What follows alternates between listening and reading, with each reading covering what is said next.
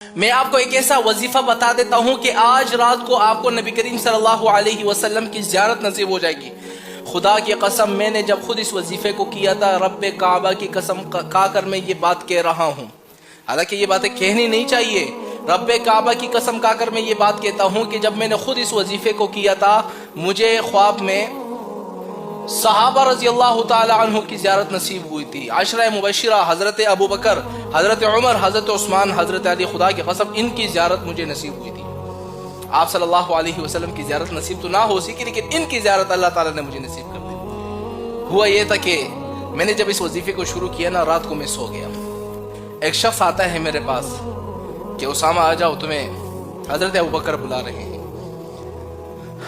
میں گیا، میں نے جب دیکھا کہ سامنے حضرت ابوبکر، حضرت عمر، حضرت عثمان، حضرت علی اور اس کے علاوہ 6 صحابہ اور بیٹھے ہوئے ہیں۔ وہ شخص نے مجھے کہا کہ ان سب کو خوش کر دو۔ پھر چونکہ صبح نماز کا وقت تھا تو ہمارے ایک امیر صاحب تھے، انہوں نے مجھے نیند سے جگا دیا۔ حالانکہ آپ اندازہ لگائے مجھے عشرہ مبشرہ کی زیارت نصیب ہوئی تھی اس وظیفے کی وجہ سے۔ اب جو بندہ یہ چاہتا ہے کہ خواب میں مجھے نبی کریم صلی اللہ علیہ وسلم کی زیارت نصیب ہو جائے، اس وظیفے کو شروع کر دو، آپ کو خدا کی قسم نبی کریم صلی اللہ علیہ وسلم کی زیارت نصیب ہوگی، اور آج کے دن ہی ہوگی، کیونکہ آج جمعرات ہے۔ جب آپ گھر چلے جائیں گے، آج جمعرات کا دن ہے نا، تو عشاء کی نماز کے بعد یہ عمل کر دو، انشاءاللہ ہو سکتا ہے کہ آج رات ہی آپ کو نبی کریم صلی اللہ علیہ وسلم کی زیارت نصیب ہو جائے، کیونکہ جمعے کی رات کو اس وظیفے کو کرنا ہوتا ہے۔ جمعے کی رات کو آپ نے کرنا کیا ہے، 2 رکعت نماز نفل پڑھنی ہے عشاء کی نماز کے بعد، سونے سے پہلے 2 رکعت نماز نفل کی نیت کر دی، سبحانک اللہم و بحمدک و تبارک اسمک و تعالی جدک و لا الہ غیرک، کتنا پڑھا؟ پھر سورہ فاتحہ پڑھنا ہے۔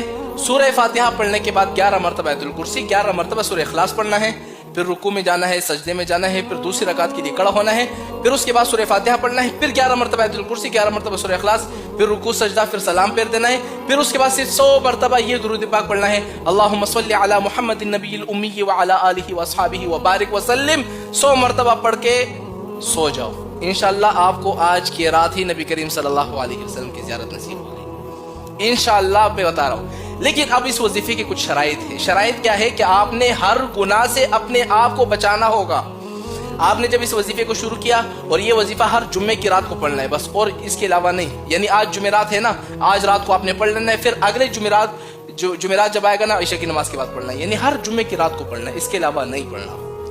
شرط یہ ہے کہ سارے گناہوں سے اپنے آپ کو بچانا ہوگا، کوئی گناہ نہیں ہونے چاہیے، غلطی سے ہو جائے کوئی بات نہیں ہے، جان بوجھ کر کوئی گناہ نہیں کرنا ہے آپ نے۔ تو انشاءاللہ میں یقین سے کہتا ہوں کہ آپ کو نبی کریم صلی اللہ علیہ وسلم کی زیارت نصیب ہو جائے گی۔ دوسری بات میں یہ کہتا ہوں کہ یہ پیغام لوگوں تک بھی پہنچاؤ۔